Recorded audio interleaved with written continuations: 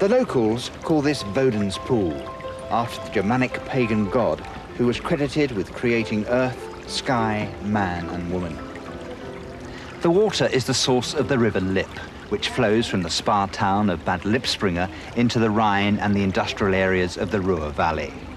Today, it's a peaceful and prosperous little town, just as it was 60 years ago when Franz and Hilda Kusserow arrived here with their 11 children. What began as a peaceful idyll became an epic battle between good and evil as the Kusserows defied Hitler and the Nazi regime.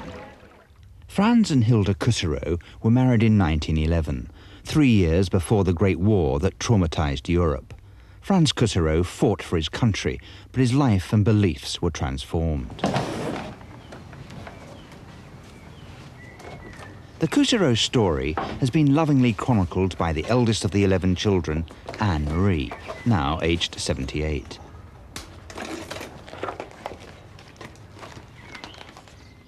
Anne-Marie's parents were born into a comfortably off Protestant environment.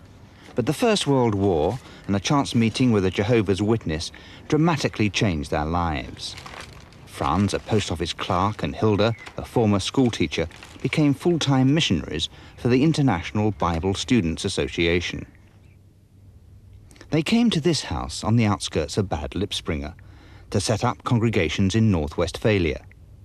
No Kusserows live here today, but when members of the family do return, there are vivid memories. Magdalena is the Kusserows' fourth daughter. What are your early memories of this house? Oh, it was so nice. We played here in the garden, in this little piece, and then there also we had some trees with apples and some fruits. We had some potatoes, a salad and different things.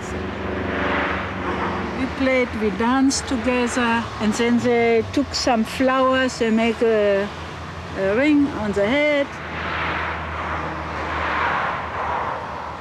And then we went down with geese to the river, to bring the geese, that they could Swim? no, swim also, yes, and we swim also. You took the geese for a swim? Yes, and on the way they took the grass and they ate and we had many fun.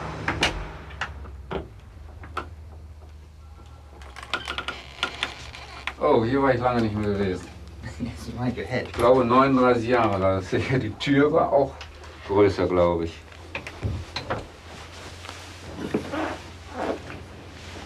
Hans Werner, now 63, was the Kusserows' 10th child. Die Zeit war sehr schön. Vor allen Dingen hatte ich ja viele Geschwister.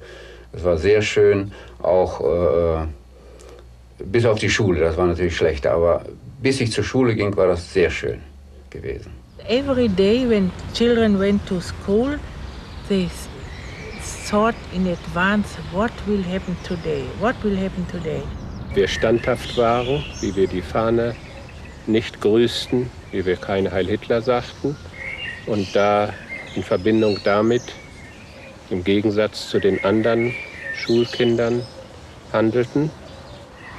Some days were hard, the teacher was like a devil and he took my hand, he said, Heil Hitler, and beat me. Weren't you so frightened they would hit you? Did you never say Heil Hitler? No, we never said. Because my father said, look, Heil Hitler means the salvation comes from Hitler. As we learned of the Bible, the Heil, the salvation comes by Jesus Christ. The Kusserows' house was known as the Golden Age. A huge sign advertising the Jehovah's Witness magazine was emblazoned in gold letters outside their home. Inside, the parents gave the children their love and their time, and they taught the Bible and music, lessons which would have a lifetime's impact.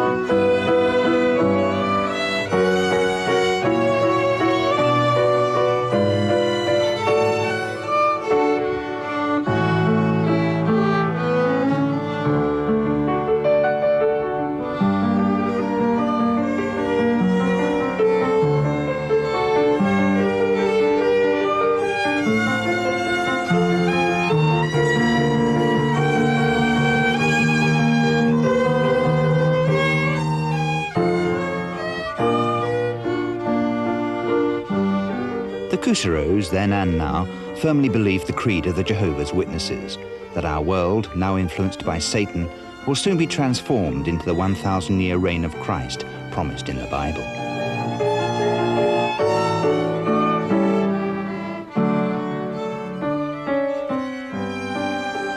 The evil will die, whilst the good and faithful will be physically reborn into paradise.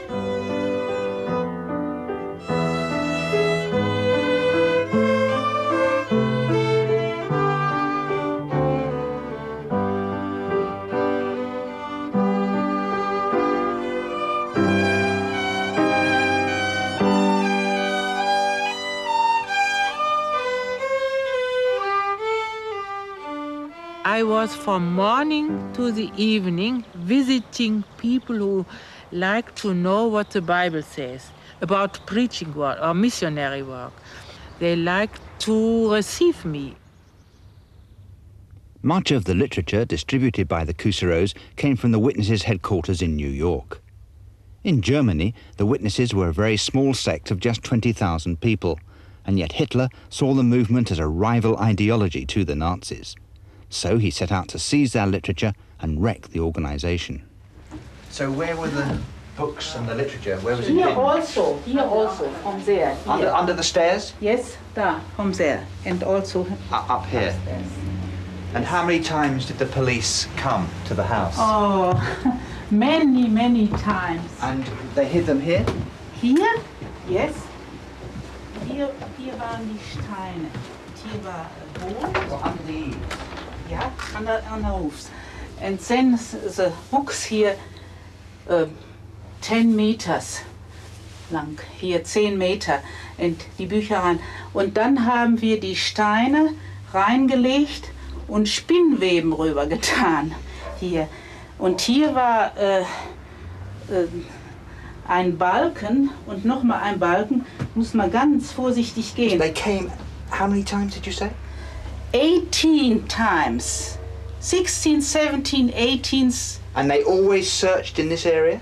have not found the books. The Nazis weren't easily dissuaded. The Golden Age sign on the Cousereaus' house was blacked out. But although the Witnesses had been officially banned, the family maintained their religious activities in secret. She said, Magdalena, you go behind 3-4 meters behind me, you carry the Bible, that I have nothing in my hand. And she spoke with the people. And there were one man, I don't know, was he was a stranger, he didn't belong to Bad Lippspringe. And he denounced us, he called the police. In 1936, the first time my mother was arrested to Paderborn. This was the first time. Franz and Hilda Cousereau were among the hundreds of Jehovah's Witnesses arrested by the Gestapo in 1936. They were briefly reunited in 1937 when this last complete family photograph was taken. Later that year, their son Siegfried died in a swimming accident. His death signalled the end of the idyll. By now, most Germans were wallowing in nationalistic pride and revived economic fortune. Communists, gypsies, homosexuals, dissidents, the handicapped, and above all the Jews were hunted down, even in Bad Lippspringe. Today, the town memorializes its former Jewish residents. Little more than 50 years ago, they were hounding them out and baying for their blood. It seems a long while ago. For the moment, dissidents are tolerated. Jehovah's Witnesses can sell their magazine, The Watchtower, and openly recruit converts. In the 1930s, this street in Paderborn was dominated by the prison, and this is where the Cousereaus were jailed. Witnesses began to lose their jobs and pensions. The Gestapo stepped up their surveillance. But the Cousereaus' garden was still supplying fresh produce. The 3 youngest members of the family were being well cared for. They were the next target. Ja, das war einer der schwarzen Tage. Ich war zu der Zeit gerade krank, fehlte also in der Schule und lag hier im Bett. Plötzlich kam ein Auto vorgefahren, Zivilisten, ich konnte das aus dem Fenster raus sehen, waren zwei Zivilisten drin und kamen forsch hier rein und haben uns dann, ich musste aus dem Bett aufstehen, anziehen und haben uns dann, wollten mich da mitnehmen. Da ich aber krank war, hat man zunächst erst gezögert, hat überlegt, ich musste dann mitfahren zum Arzt, rein pro forma, ob ich mitfahren konnte. Von da aus wurden dann meine Schwester und mein Bruder aus der Schule geholt und dann sind wir losgefahren. Denn wir wurden aus der Schule herausgeholt. Mein Bruder, der war ja krank, wurde aus der Wohnung geholt und wir fuhren gemeinsam mit den 2 Polizeibeamten nach Dorsten in das Erziehungsheim. Ich kann mich natürlich noch gut daran erinnern, wie ich mich übergeben habe, also gebrochen habe auf die Jacke des Polizisten. Und er hatte Mühe dann, als der Wagen anhielt, die Jacke wieder reinzubekommen. Hatte also Probleme damit. Und dann ging die Fahrt weiter nach Dorsten in das Erziehungsheim. Am anderen Morgen mussten wir das wiederholen. Das heißt, wir sollten nochmal den Hitlergruß machen. Haben wir wieder nicht gemacht. Dann hat er uns mit in ein Zimmer genommen, mussten uns über den Tisch legen und dann wurden wir grün und blau geschlagen. Das war schlimm, war das. Jeden Abend haben wir geduscht. Das heißt, die Heimleiterin, die Erzieherin, die hatte das gesehen. Die hat uns dann vom Duschen rausgenommen und hat uns dann getrennt baden lassen, damit die anderen Kinder das nicht sehen sollten. Aber das war sehr schlimm, war das. When the Second World War began, the 2 eldest Cousireau daughters, Anne-Marie and Waltraud, escaped surveillance and left to find jobs in Berlin. It was more difficult for their brothers. In December 1939, Wilhelm, after refusing military service, was thrown into jail. Dear parents, brothers and sisters, all of you know how much you mean to me, and I am repeatedly reminded of this every time I look at our family photograph. How harmonious things always were at home. Nonetheless, above all else, we must love God as our Führer Jesus Christ commanded. If we stand up for him, he will reward us. As predominantly Aryan Germans, Jehovah's Witnesses were sometimes allowed the privilege of a Nazi trial. Later, Wilhelm's court-appointed lawyer, Dr. James Rohr, wrote to the family, I had long conversations with your son before his trial and admired his calm confidence of faith. He never wavered, although he was severely pressed from all quarters. He calmly accepted the announcement of the hour of his execution, refusing again to change his mind, that is, to abandon his faith and save his life. On the morning of the execution, I took his hand and said in consolation, Mr. Cousireau, you have been wonderfully strong. Remain strong now. He squeezed my hand and smilingly replied, No, doctor, don't be troubled. I am gaining everlasting life. All this is only a change. He asked me to send you his greetings. He stood upright when facing death and was dead at once. Unable to browbeat the witnesses, the Nazis tried lies and subterfuge. With an elaborate ritual of deceit, they issued certificates and reports declaring that Wilhelm Cousireau had died a hero's death fighting for Hitler and the Third Reich. For some unknown reason, the Nazis allowed the family to collect Wilhelm's body from Münster prison, where he'd been shot. His sister Waltraud helped to arrange the funeral. It shocked me deep, but Wilhelm was true until the death. I have seen the body in the little hall there, and he was in a private suite, and until here, Löcher. The bullet holes? Yeah, holes, and the blood was in the mouth. There was a big funeral with a secret police around, and then with persons in uniform, policemen. And my brother Karl has said some words. And then later, my brother Karl, because he spoke a few words and the prayer, the Gestapo kept him. Karl, son number 3, was the next arrested. He was brutally tortured in Dachau and Sachsenhausen concentration camps. In April 1941, the Gestapo swooped again. After a brief release from jail, Franz and Hilda Kuserow were re-arrested, as were their daughters Hildegard and Magdalena. Nazi tenants took over the house that once proclaimed the dawning of a golden age. The Kuserows were sent to concentration camps where the witnesses were forced to wear distinctive insignia. The Jews wore a yellow star, the witnesses a purple triangle. When we went through the concentration camp, we saw this purple triangle. Then I knew there's my sister. I said, "Hello, sister, how are you? What's your name? Where you come from?" The witnesses fared better in the camps than many prisoners. Absolute conviction in their faith and strict discipline helped their morale.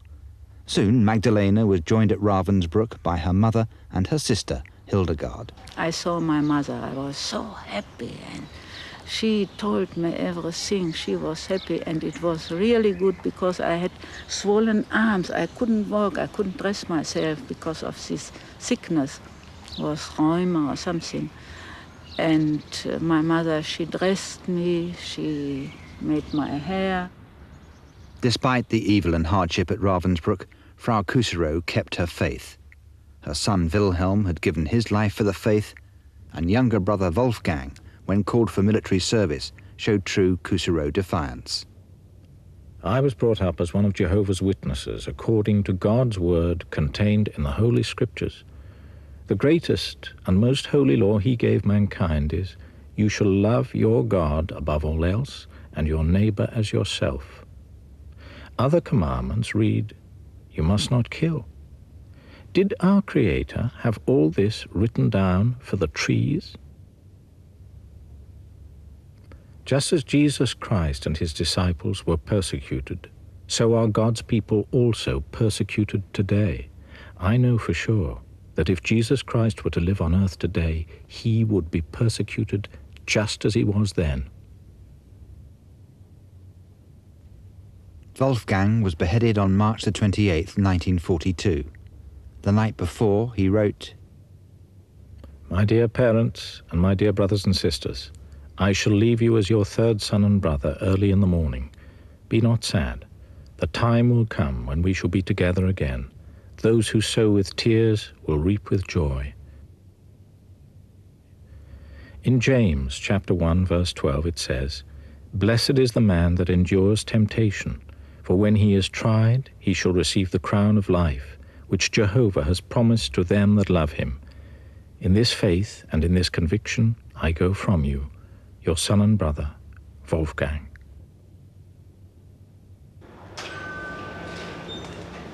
By now, Waltraud had returned from Berlin and managed to find work in this florist shop in Paderborn.